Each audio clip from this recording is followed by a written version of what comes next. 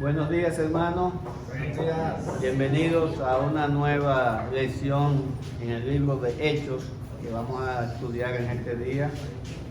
Terminar el capítulo 4 de Hechos y comenzar el 5. Así que pongamos de pie, vamos a orar, pidiéndole al Señor que nos dé dirección. Padre nuestro que estás en los cielos, te alabamos, te bendecimos, te glorificamos, Señor, te damos las gracias porque hasta aquí tú nos has ayudado y has estado con nosotros. Te pedimos, Señor, que tú envíes tu Santo Espíritu en este momento, que nos guíe, que nos dirija, Señor, y que toque cada una de las almas que aquí presentes y las que nos están escuchando por las redes sociales. En el nombre de Jesús pedimos tu ayuda, tu protección y tu dirección. Amén. Amén.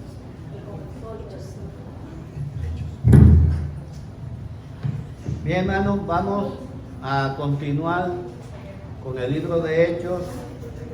Y la semana pasada la hermana Jaima se quedó en Hechos 4, versículo 32. Vamos a ver en este capítulo 4 y en el 5 que la iglesia en sus inicios, la iglesia primitiva, tuvo un gran éxito cuando arrancó, cuando nació en el día de Pentecostés.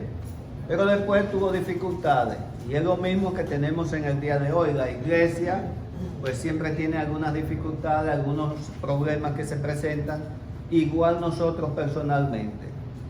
Ser cristiano no significa estar exento de problemas, no. Si alguien predica eso, está predicando un evangelio que no es real. Porque Jesucristo vino a la tierra y ¿cuántos problemas tuvo? Hasta tal que fue crucificado. Entonces, como nosotros que somos algo insignificante delante de Cristo, vamos a pensar que vamos a pasar por esta vida, por esta tierra, los años que Él nos dé y que nunca vamos a tener problemas. ¿Verdad que no? Hay que enfrentar la verdad.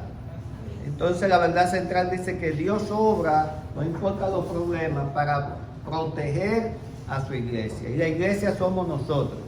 No es el edificio, somos nosotros la iglesia. Y Dios siempre está ahí para protegernos a nosotros de todos los problemas. Y siempre podemos contar con su ayuda en cualquier momento. Vamos a leer entonces los primeros versículos del 32. Vamos al 32 nada más, para ir paso a paso, como me gusta. Y la multitud de los que habían creído era de un corazón y un alma.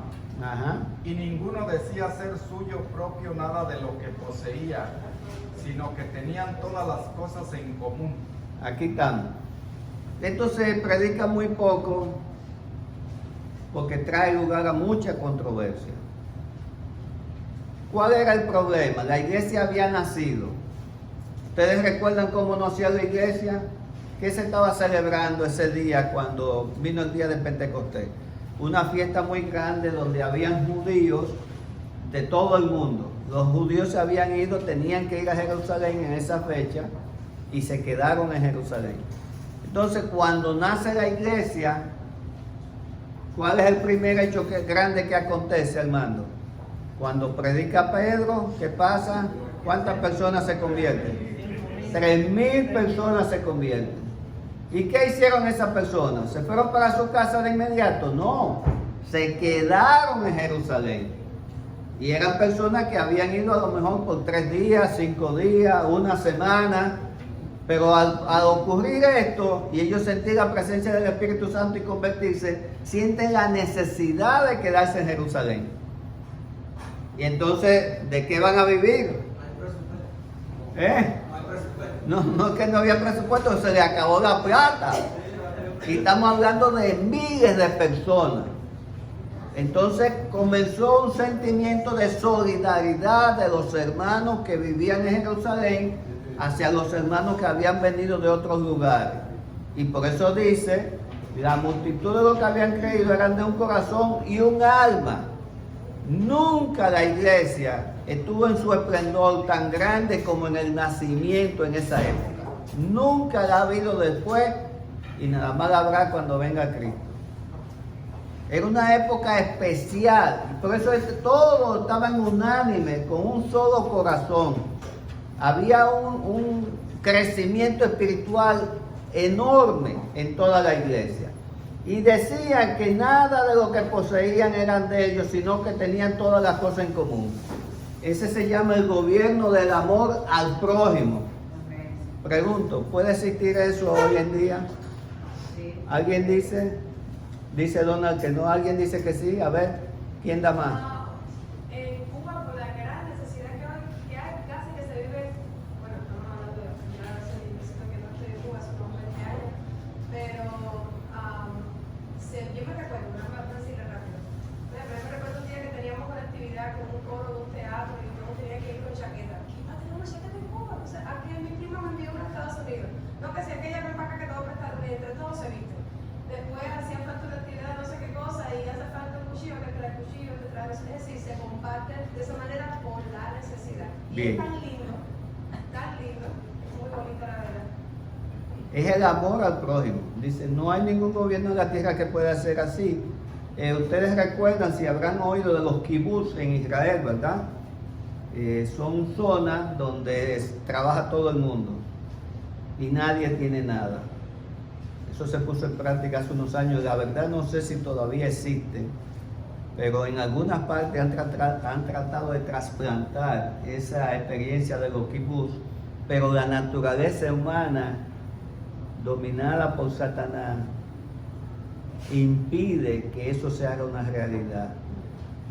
¿Por qué? ¿Qué pasaba en los kibbutz? Que una persona tenía 5 hijos y tenía que trabajar el padre y la madre, pero había otra que tenía un hijo y tenían que trabajar y trabajaban igual, y al que tenía 5 le daban para 5 hijos, por supuesto, y al que tenía uno. Y entonces decía, pero trabajamos igual y a mí me dan una parte para mi hijo y a esta le dan 5.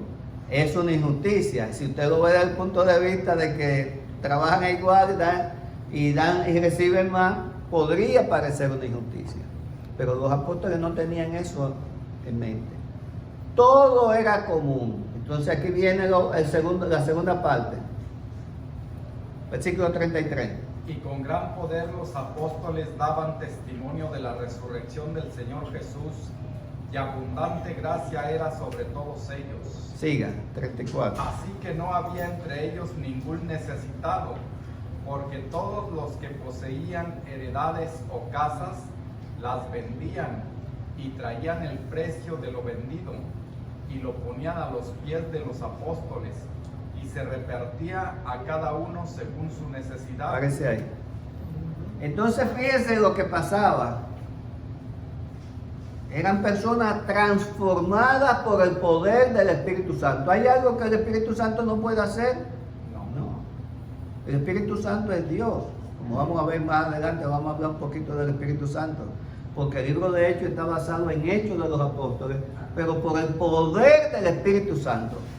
Y si nosotros no hablamos del poder del Espíritu Santo, no estamos hablando de Hechos.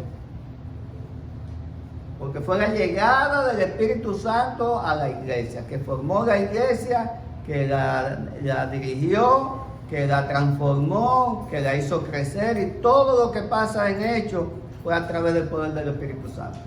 Y aquí dice muy claro, y abundancia era sobre todos ellos, así que no había ningún necesitado, nadie tenía necesidad. ¿Alguien ha leído aquí el libro de Marx? Marx, el que ideó el comunismo. De Carlos Marx. Teóricamente, incluso algunos lo decían, que el libro de Marx tenía que ver mucho con esto que estamos hablando ahora, porque él hablaba de una sociedad en que todos fueran iguales. ¿Pero es posible eso? No. La naturaleza pecaminosa no nos permite vivir todos que seamos iguales. Incluso se mencionaba mucho a Cuba, ahora antes de pasarle a Anne, que tiene mucha experiencia en Cuba. Decía que en Cuba, al inicio de la revolución, no sé, porque nunca he ido a Cuba, nunca me han dejado ir. Me coarta mi libertad a los políticos, porque me hubiera gustado ir a Cuba. Y dicen que un médico ganaba igual que un barrendero. No, la verdad no sé si es verdad, pero eso es lo que decían, que todo el mundo ganaba lo mismo dependiendo de su necesidad. Y como muy fácil, un barrendero normalmente es la persona que no tiene oportunidad de estudiar, pero en un sistema en que todo el mundo tenía oportunidad teóricamente de estudiar, esa era la persona que decía yo lo voy a coger suave, porque como quiera me van a dar lo mismo. Pero en el caso de los apóstoles, cuando nació la iglesia, eso no existía, porque había un corazón puro, había una pureza en el corazón. Todos estaban llenos del Espíritu Santo y el Espíritu Santo era el que dirigía esos momentos. Y qué bueno que hubiera seguido así, pero no siguió así, lo vamos a ver ahora en el capítulo 5. ¿Tú ibas a decir algo, Adi? Sí, porque yo siempre me he preguntado con respecto a lo mismo Jesús dijo que siempre tendréis a los pobres entre Sí. nosotros. Y yo decía, pero ¿cómo es posible que siempre haya pobres entre nosotros? Y me gustó este ejemplo que puso un predicador. No lo voy a dar todo porque no lo voy a dar todo, pero esta fue la idea.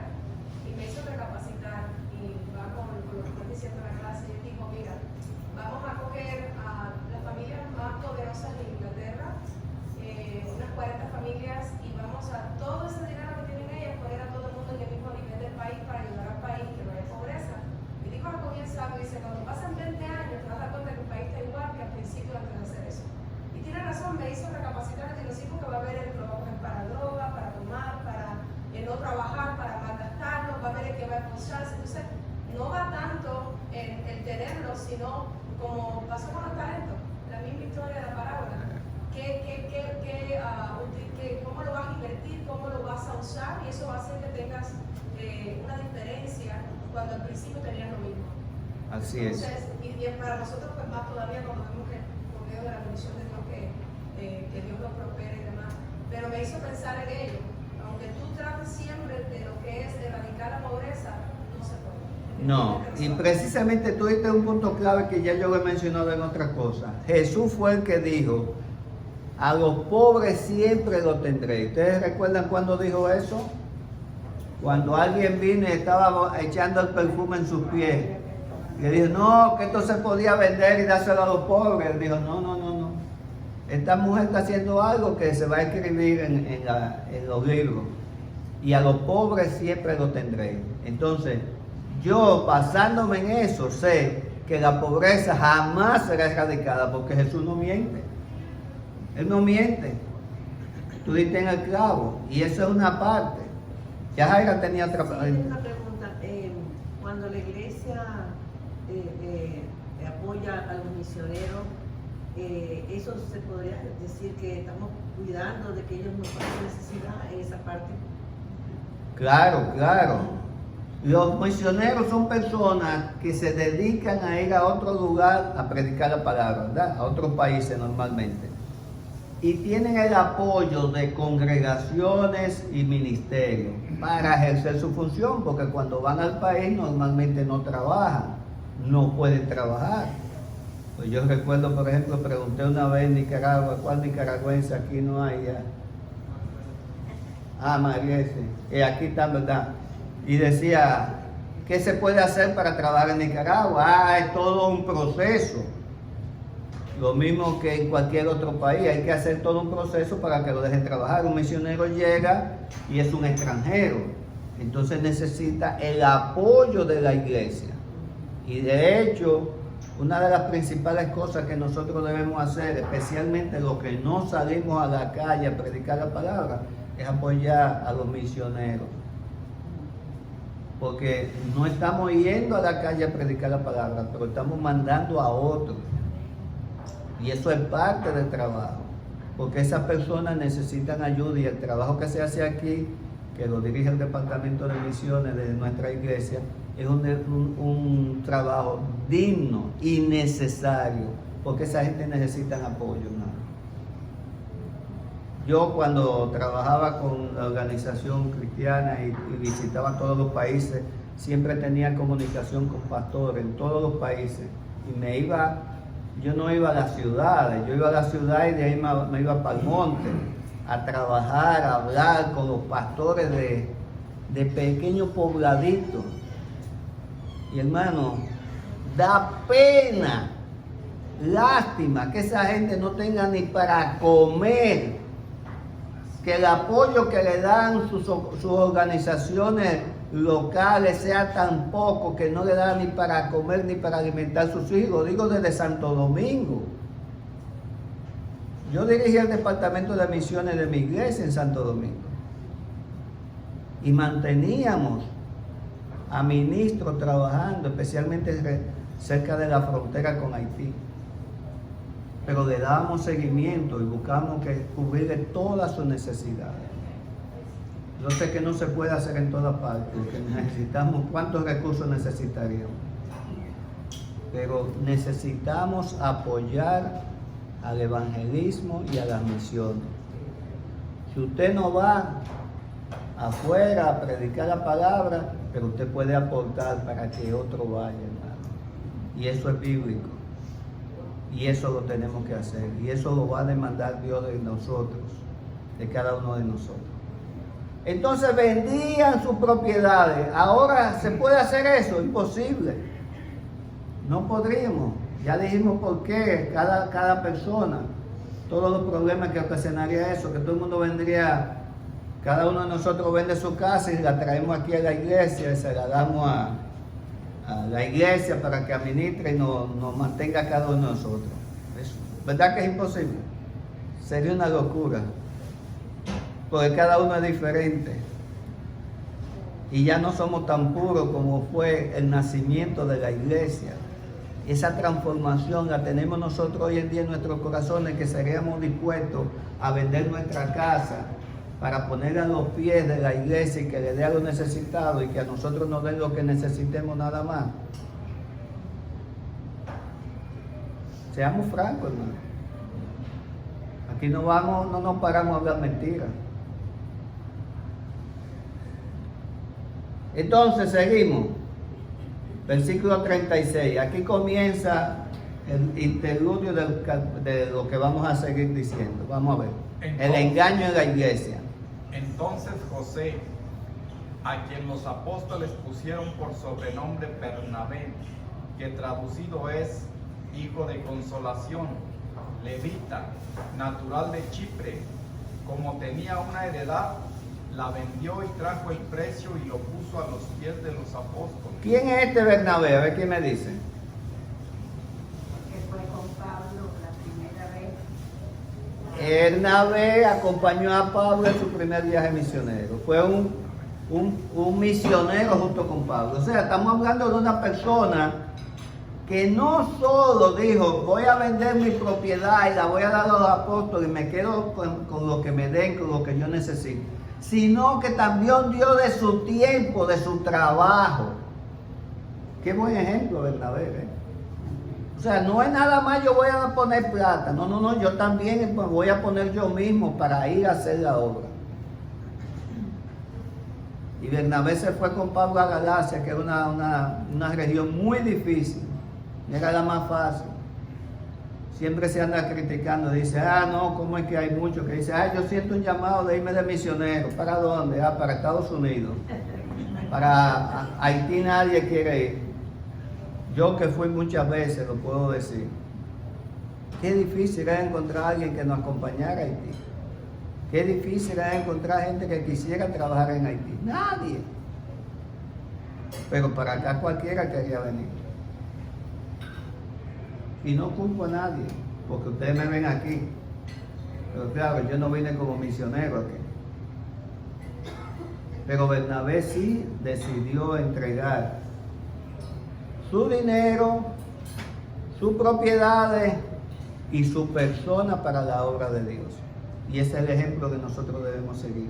Personas como Bernabé se necesitan en la iglesia, hermano. Pero la iglesia estaba todo bien, todo estaba muy bonito. Pero por la maldad del corazón de los hombres, y como la iglesia comenzó a crecer y a expandirse, entraron gente de toda parte. Y aquí comienzan los problemas de la iglesia. La primera gran defección le llaman algunos.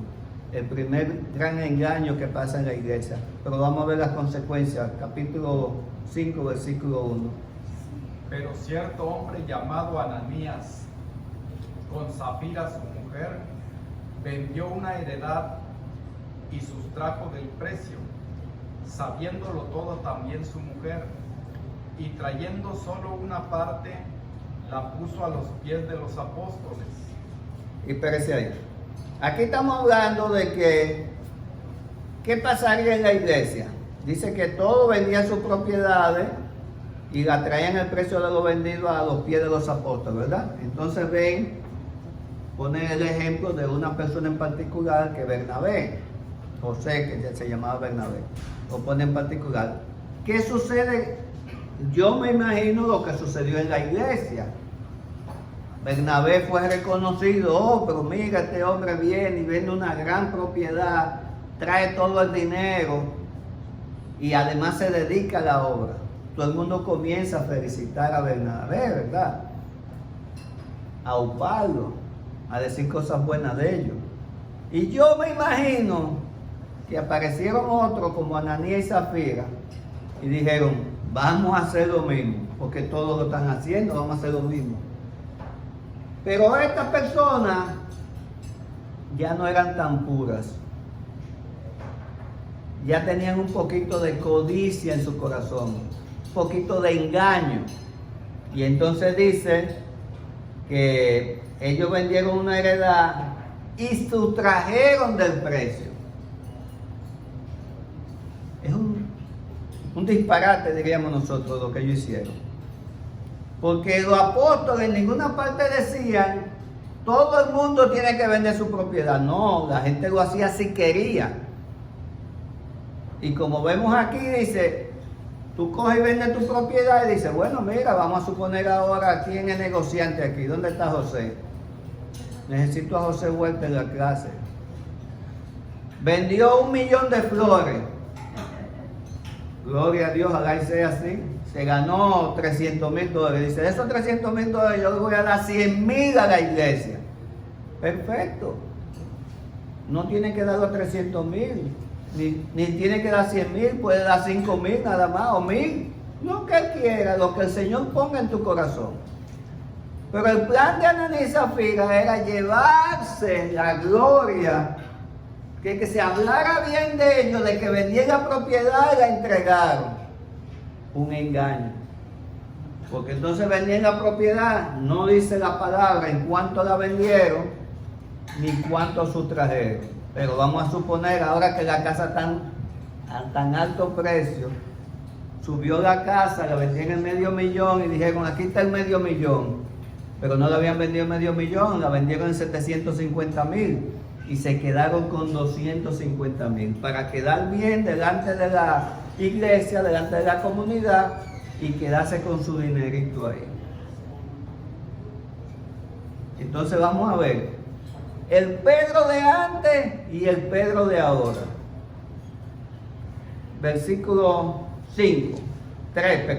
Y dijo Pedro, Ananías, ¿por qué llenó Satanás tu corazón para que mintieses al Espíritu Santo y sustrajeses del precio de la heredad? Reteniéndola, no se te quedaba a ti, y vendida, no estaba en tu poder. ¿Por qué pusiste esto en tu corazón? No has mentido a los hombres, sino a Dios. parece ahí. Aquí está hablando. ¿Cómo sabía Pedro que él había vendido la heredad en otro precio? A ver, ¿quién sabe? ¿Ah? No, uno a uno. El Señor le dijo. El Señor le dijo, pero ¿cuál Señor? El Espíritu Santo le reveló. El Espíritu Santo le dio discernimiento. Acuérdense que Pedro estaba lleno del Espíritu Santo. Y lo vamos a seguir viendo cómo Pedro era el otro Pedro. Ya no era el Pedro de antes, el bravucón, el peleón, el entrometido. Era un Pedro transformado por el poder del Espíritu Santo, hermano. Entonces, el Espíritu Santo le da el discernimiento. Dice, este viene a engañar. Y le dice, ¿por qué llenó Satanás tu corazón para que mintiese a quién? Al Espíritu Santo. Entonces lo está diciendo claro, Satanás fue que puso en el corazón engañar a la iglesia.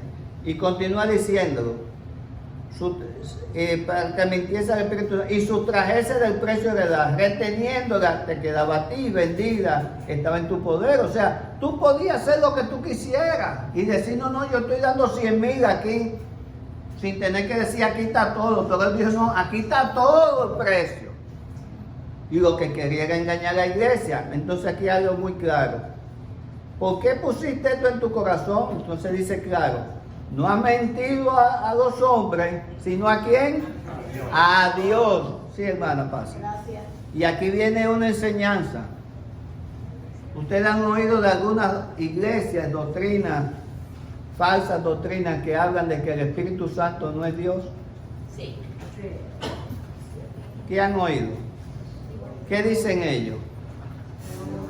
Es una fuerza. Que es un poder, que es una fuerza. Pero dicen que el Espíritu Santo no es Dios. Y aquí tenemos una prueba y lo está confirmando Pedro cuando dice, no has mentido. Al principio dice, ¿por qué te llenó para que mintiese al Espíritu Santo? Y abajo dice en el siguiente versículo, no has mentido a los hombres, sino a Dios. Tenemos una prueba aquí de que el Espíritu Santo es Dios.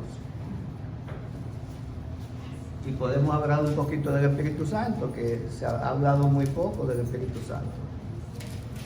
El Espíritu Santo, ¿qué es el Espíritu Santo? Es la tercera persona de la Es la tercera persona de la Trinidad. No sé por qué le dicen la tercera, porque el Padre, el Hijo y el Espíritu Santo, los tres son lo mismo, ¿no? Entonces, ¿por qué el Espíritu Santo es la tercera? Alguien dijo la tercera. Porque el Padre se ve, el Padre es el primero, bueno. Y el segundo es el Hijo, pero el Espíritu Santo, ¿qué es? Es lo mismo que yo digo, y lo digo de verdad en chiste, pero lo digo de verdad. Si Jesús está sentado a la diestra del Padre, ¿quién está sentado a la siniestra, a la izquierda? ¿Quién? ¿No es el Espíritu Santo? ¿Sí o no? Debe estar, ¿verdad? Porque si alguien está sentado a la derecha, alguien tiene que ser sentado a la izquierda. Porque si no dirían, y Jesús está sentado al lado del Padre, ¿ya? No importa que sea a la derecha o a la izquierda. Pero si alguien está sentado a la derecha es porque hay alguien a la izquierda, y a la izquierda está aquí en el Espíritu Santo. Yo no sé si por eso es que en la política los conservadores hablan de que la derecha es la buena y la izquierda es la mala. Y entonces yo le dije a uno discutiendo sobre eso, le dije, sí, pero a la izquierda está sentado el Espíritu Santo, entonces el Espíritu Santo es malo. No tiene nada que ver la política. Yo siempre lo digo, hermano, especialmente a los hermanos evangélicos. La política es sucia. La política es malsana. Normalmente el político lo que quiere es sus intereses. Y Estados Unidos no es una excepción en eso. Una vez decíamos en un seminario que decía, ¿usted quiere ver cómo el mundo se mejora rápidamente? En cada país hay una isla, ¿verdad? Vamos a suponer, tú eres venezolano, ¿verdad? ¿Qué isla tienen ustedes? No, pero Margarita es para paseo. Pero vamos a poner la Margarita. Coge todo político, comenzando por Maduro, y lo meten en la isla Margarita. Lo cierran y le quitan los celulares y los televisores. Tú verás como Venezuela mejora de una vez. En Cuba, que es una isla tetrada, lo meten, ¿cómo se llama donde está la cárcel? La isla de Pino. Una donde tienen una cárcel. Bueno, no, Guantánamo, sí, esa es la cárcel de Estados Unidos. Bueno, en cada país, si cogiéramos una islita y metiéramos a todos los políticos ahí, le quitáramos los celulares, el televisor, el país mejora de una vez, se lo aseguro. Si los políticos son los que dañan a los países. ¿A dónde te lo salvan? Dígame. Y el Salvador de hoy es el peor de mañana. El Espíritu Santo es una persona que siente, que padece igual que nosotros, ¿verdad? Es la tercera persona de la Trinidad. tiene varias funciones. Es el agente de la salvación, el agente de la santificación y el agente del servicio. Con la salvación, Él convence, Él es que convence de culpa y de pecado. No somos nosotros, hermanos. Entonces algunos hermanos se sienten mal cuando están predicando la palabra y la persona no acepta a Jesucristo. No es usted, no es un trabajo suyo. El trabajo suyo es predicar la palabra de Dios y el Espíritu Santo es que convence a esa persona de que debe de arrepentirse de sus pecados y venir a los pies de Cristo. ¿Cuántas veces hemos oído eso? Pero nos sentimos mal. Yo también. Yo me siento mal cuando le hablo a alguien de Cristo y esa persona, bueno, lo coge muy suave. No lo acepta. Te dice, bueno, más o menos. Pero tengo una cosa para los que me van a oír por las redes sociales, porque sé que aquí no hay ninguno que no conozca a Cristo, ¿verdad? Hay solo dos posiciones. O usted tiene a Cristo como su Salvador, o no tiene Salvador. Tiene a Cristo para vida eterna, o no tiene vida eterna. Ese es el mensaje que hay. O somos de Cristo o somos contra Cristo.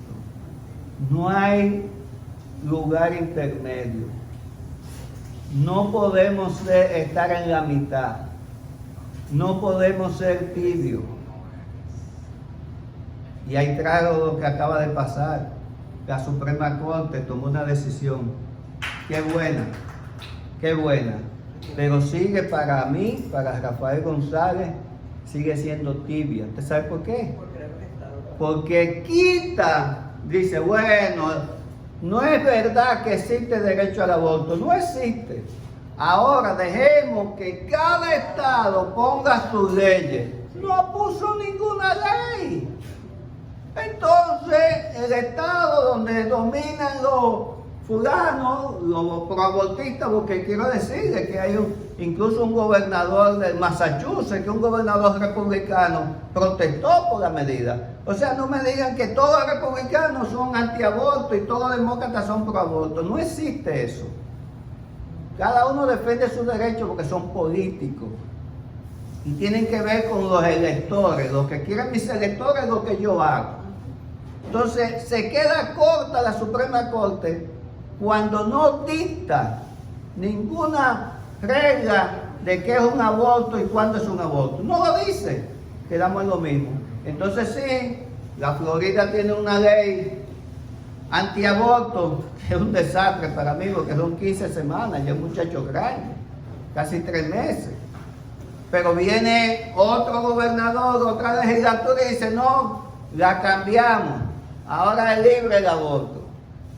Entonces, me ve Ani como se quedó a media tinta la ley. Entonces tenemos, si somos cristianos, defendamos la palabra, lo que dice la palabra de Dios dice, no matarás. En la Biblia no se habla de aborto, dice de pérdida se habla. No se habla de aborto porque esa palabra no existía. Pero tengamos pendiente eso, hermano. Eso va a ser una lucha que va a continuar. Va a continuar. Entonces el Espíritu Santo, como dijimos, es el agente de la santificación, el de la salvación y el servicio. Es el agente que nos da poder a nosotros los creyentes para hacer la obra de Dios. Por eso es que necesitamos el Espíritu Santo en nuestros corazones. ¿Y qué pasa cuando pecamos? ¿Qué me dice?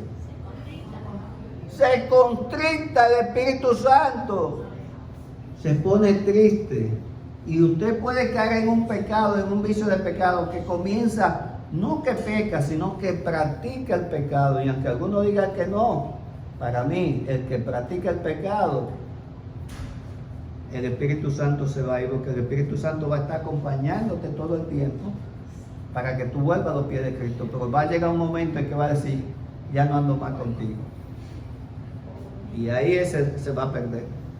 No importa, hay algunos que dicen que no, que después que usted logró la salvación, el Espíritu Santo no se va de usted más nunca. Yo disiento de eso. Porque el mismo Pablo dijo que cuidado si yo, que he perseguido, sea desechado al final. Entonces, si eres desechado, ¿cómo es que eres desechado si no es por causa del pecado? Tengamos pendiente eso, hermano. Iba a decir algo, hermano. Cuando uno comete un pecado, que sea pequeñito, que para Dios no es grande ni pequeño, pero uno se siente tan vacío, tan bajo, con la conectada del Espíritu Santo, como que estuviera en un desierto.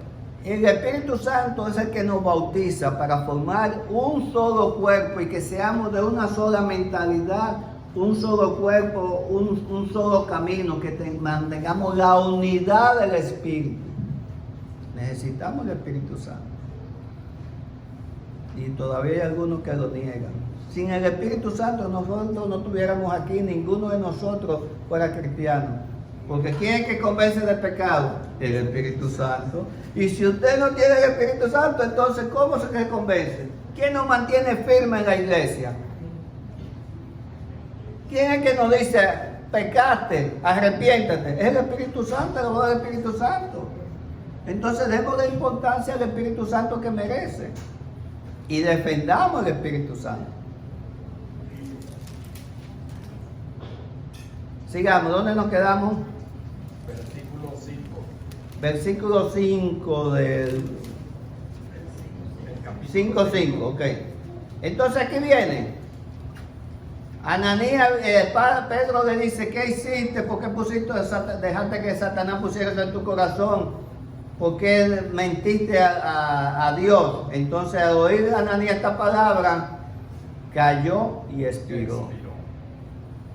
Y yo me pregunto, el Señor me tocó cuando yo estaba leyendo esta palabra. Es una disciplina muy fuerte. Una disciplina extrema, podríamos decir. ¿Qué pasaría si Dios aplicara esa disciplina hoy en día? ¿Cuántas personas estarían muertas cuando entregan su diezmo? Nos reímos, yo no me río. ¿Cuánto caeríamos a los pies de Armando cuando está recogiendo los diezmos? No es de risa, hermano. Yo sé que ustedes se están riendo por nerviosismo, igual que me pasó a mí.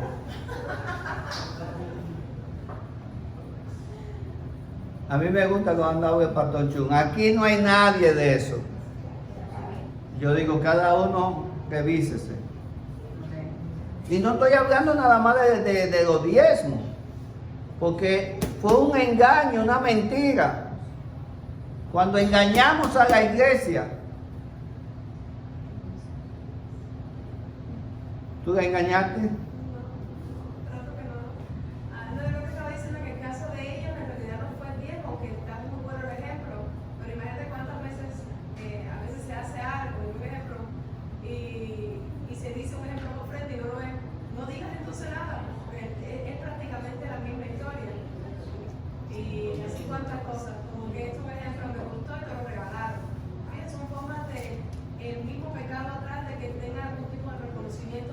Mira cómo se esforzó, mira cuánto le costó. No, esto no es lo que tenía, mentira, tiene 7 más. Son cosas que creo que nadie está libre. Como digo, yo me pongo a mí mismo y me examino, porque eso es lo que hace el Espíritu Santo para no caer en esa práctica del pecado. Ahí tú dijiste la palabra clave, no caer en la práctica. A mí me pasó el día pasado. Sí. Estaba yo, pero mandé los diezmos mal porque a mí me entró un dinero extra y no se los mandé a Ani. Mira, hubiera caído un momentito. Se lo manda después. No, pero cuando lo mandé de menos era porque no me recordaba. Cuando saqué mi cuenta, yo mando todos los meses la misma cantidad. Y ese momento me di cuenta de que me había entrado un dinero extra y no lo puse. Inmediatamente cogí, lo puse, inclusive a veces te he mandado un cheque aparte. Te he mandado los cheques porque me recuerdo de inmediato, otras veces pasan días. Y yo estoy poniendo de ejemplo de los diezmos. Pero el Señor nos manda que cumplamos con los diezmos y las ofrendas, que seamos fieles. Yo tengo una persona amiga que conozco que dice que se salió de la iglesia por eso de los diezmos, porque se dio cuenta, él era dirigente de la iglesia, que el pastor usaba los diezmos para otra cosa indebida, o sea, lo usaba en forma personal. Y yo digo una cosa para esto, eso puede suceder. El deber nuestro es dar nuestro diezmo. El deber de la iglesia es manejar los diezmos como corresponde a Dios. Usted cumple su parte, la iglesia tiene que cumplir su parte, la secretaria tiene que cumplir su parte, el pastor tiene que cumplir su parte, el director de misiones tiene que cumplir su parte, el director, cada uno cumple su parte y da la respuesta a Dios. No te importe lo que haga el otro, eso no es excusa.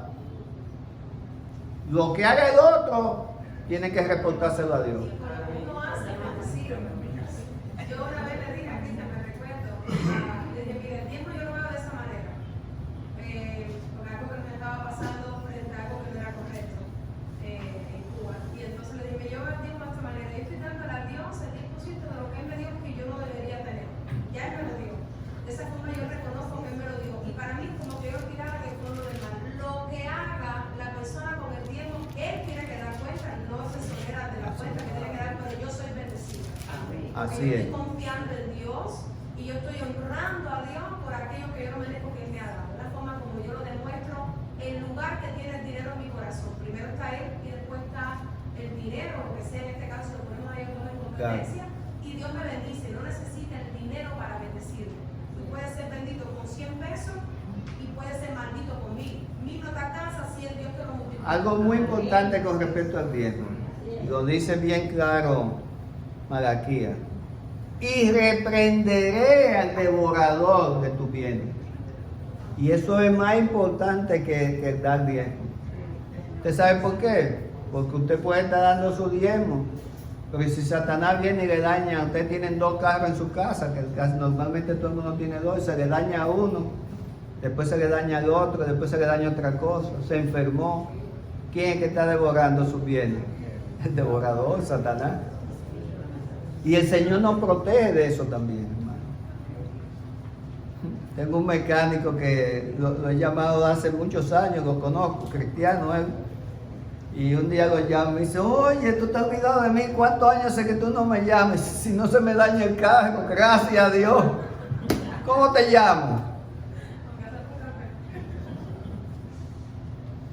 Ahora, pregunto, ¿por qué murió Ananías?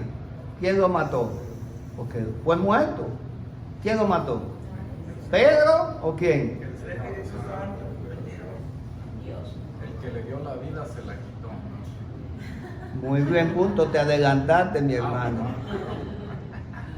Solo Dios puede quitar la vida. Por eso yo soy en contra de las almas, porque las almas son para matar. Solo Dios. Soy antiaborto, porque Dios se opone al aborto. También se opone a que usted ande con un arma para matar gente. Solo Dios quita la vida, porque Él es el dador de vida. Y si Él la da, es el único que puede quitarla. Porque nosotros somos hechura de Él. Y nosotros le pertenecemos a Él. Él puede hacer con nosotros lo que Él quiera. Y solo Dios lo puede hacer.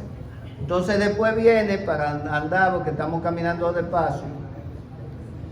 Dice que a las 3 horas entró su mujer. ¿Qué hacía Zafira 3 horas y que estaba desconectada? Estaba de shopping. Eso mismo pensé yo. Estaba de shopping. Dijo, con el dinerito que nos quedamos, ahora me voy a poner cómoda, me voy a comprar unas sandalias. Eso fue. Y llega lo más tranquila, muy feliz, esperando que la laven porque donó su propiedad. Y don Pedro la llama. Entonces Pedro le dijo, dime, ¿qué le dijo? Leo, versículo 8. 8. Entonces Pedro le dijo, dime, ¿vendisteis en tanto la heredad? Y ella dijo, sí, en tanto. Estaban arreglados, ¿verdad? Y Pedro le dijo, ¿por qué convinisteis en tentar al Espíritu del Señor? He aquí a la puerta los pies de los que han sepultado a tu marido y te sacarán a ti. Al instante ella cayó a los pies de él y expiró. Y cuando entraron los jóvenes, la hallaron muerta y la sacaron y la sepultaron junto a su marido. Y vino gran temor sobre toda la iglesia y sobre todos los que oyeron estas cosas. Aquí hay un antes y un después en la iglesia. Antes todo el mundo era puro, todo el mundo estaba bien tranquilo, pero cuando sucede esto, ahora yo pregunto, ¿Pedro sabía que iba a morir? Mira lo que dice, he aquí los pies de los que han sepultado a tu marido y te sacarán a ti. Claro que lo sabía. Sí, lo sabía. En ese momento, cuando entró ella, dijo, esta se va a morir también. Porque ya había ocurrido que había muerto el marido. Cuando murió el marido, él no sabía lo más probable. Pero fíjate que le preguntó para que ella tuviera todavía chance de arrepentirse. Exactamente. O sea, le pregunta y ella le dice, sí, la vendimos en 200,000. No fue en 200,000, fue más. ¿Por qué conviniste? Se pusieron de acuerdo en engañar. Y ojalá no suceda en ningún matrimonio aquí eso. Que se pongan de acuerdo en engañar al Espíritu Santo ni a la iglesia, hermano. Pedro sabía que eso iba a suceder y sucedió. Había amenazas internas. Esa fue las primeras defecciones que se notan en la iglesia primitiva. Y ahí la iglesia comenzó a cambiar. Porque no solo que estaba creciendo, hubo mucho temor, pero ese temor yo estoy seguro que alejó personas. A los que no estaban seguros de que querían ser cristianos y sacrificarse, seguro que no querían ir a la iglesia. Y yo no quiero caer muerto delante de los pies de Pedro. Imagino el miedo que le tendrían a Pedro. Cuidado, Pedro. Ahí viene Pedro. Voy y caigo a sus pies. Pero viene algo muy bueno que pasa en la iglesia. Por el poder del Espíritu Santo, versículo 12. Y por la mano de los apóstoles se hacían muchas señales y prodigios en el pueblo. Sí. Y estaban todos unánimes en el pórtico de Salomón. De los demás, ninguno se atrevía a juntarse con ellos, mas el pueblo los alababa grandemente. Y los que creían en el Señor aumentaban más, gran número así de hombres como de mujeres, tanto que sacaban los enfermos a las calles Sí. y los ponían en camas y lechos, para que al pasar Pedro, Señor, a lo menos su sombra eso. cayese sobre alguno de ellos. Y aún de las ciudades vecinas muchos venían a Jerusalén, trayendo enfermos y atormentados de espíritus inmundos, y todos eran sanados. Y todos eran sanados. Todos. ¿Quién era Pedro? Volvemos a Pedro. Siempre he defendido a Pedro yo. Y esta es una de las razones. Oigan, la gente tenía tanta fe que sacaban los enfermos y atormentados afuera, para que cuando pasara Pedro, la sombra le diera y eran sanados. Pero no era Pedro, ni tampoco la sombra de Pedro. ¿Qué era? Era porque Pedro tenía el espíritu del Nazareno. Eso era lo que sanaba, no era Pedro. Y tenemos que tener mucho cuidado cuando nosotros, orando por una persona, esa persona recibe una sanidad. No somos nosotros que hemos hecho nada. El Espíritu Santo nos ha usado a nosotros para que esa persona reciba sanidad o una señal o un prodigio. O sea, echado fuera su tormento. Y así era Pedro. todos serán sanados. Ahora yo pregunto, y una pregunta, no quiero que la tomen personal nadie. Todos eran sanados. ¿Y por qué ahora, cuando se ora por los enfermos, estos enfermos no son sanados? No me contesten. ¿Por qué no se siente el poder del Espíritu Santo en la iglesia? ¿Por qué? ¿Cómo fue el primer milagro? ¿Quién lo dice rápidamente? Cuando Pedro y Juan iban a la puerta de la Hermosa, encontraron un cojo. El cojo estaba ahí pidiendo limosna y lo mira. ¿Y qué le dijo Pedro? No tengo oro ni plata, pero de lo que tengo te doy. ¿Qué era lo que tenía Pedro? El poder del Espíritu Santo. ¿Y qué pasa con hoy? Tenemos oro y plata, pero no tenemos el poder del Espíritu Santo. Pregunto. ¿Lo tenemos el poder? No. Yo no recuerdo la última vez que vi un milagro, una sanidad. No lo recuerdo, la verdad. Y me aculpo yo también, porque yo también tendría que tener poder para estar sanando gente. Pero yo vi mucha sanidad en Santo Domingo, vi sanidad en África, vi sanidad en otros países. Mucha gente haciendo sanidad por el poder del Espíritu Santo, pero hemos perdido ese poder, hermano. Lo hemos dejado ir, no lo ponemos en práctica. ¿Y ustedes saben por qué no lo ponemos en práctica? Porque ese poder se ha ido debilitando por falta de oración, hermano.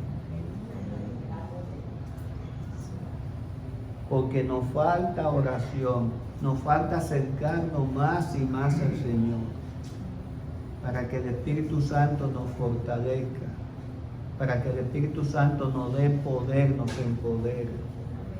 Y es una lástima, la verdad. O alguien me puede decir que vio un milagro ayer, en esta semana, en estos días.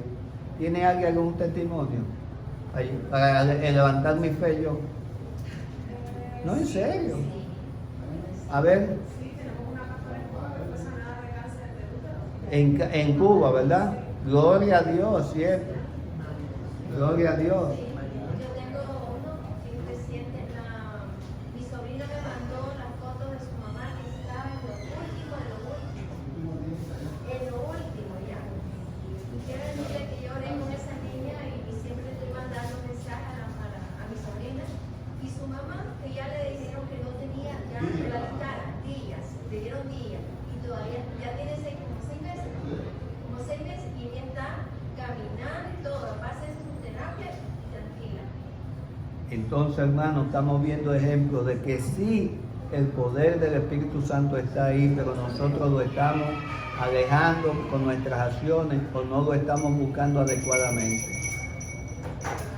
Tenemos el Espíritu Santo que está ahí. El Espíritu Santo de la iglesia primitiva es el mismo de hoy. No ha cambiado. Y está ahí para darnos ese poder que necesitamos para transformar vidas. Para que personas a través de nuestra prédica sean transformadas y vengan a los pies de Cristo, hermano. Está ahí para darnos fortaleza a nosotros. Está ahí para aumentar nuestra fe.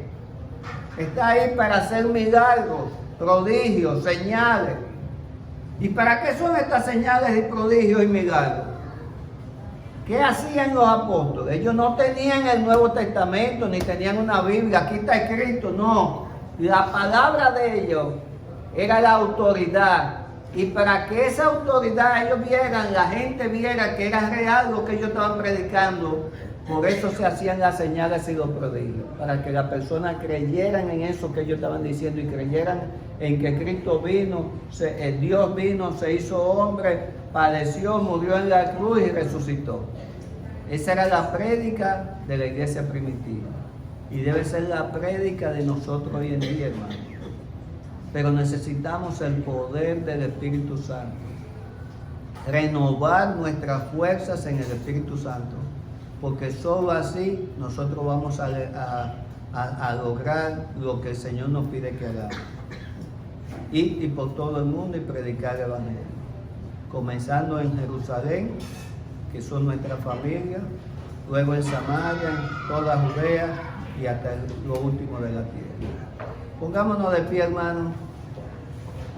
Le voy a pedir a Yajaira que le pida al Señor que renueve en nosotros el deseo del poder del Espíritu Santo. Padre Santo, Todopoderoso, le damos gracias, Padre, por tu palabra, Señor, en este día. Usted conoce nuestras Gracias, necesidades, Señor. Padre, y sabe la necesidad que hay en nuestro pueblo.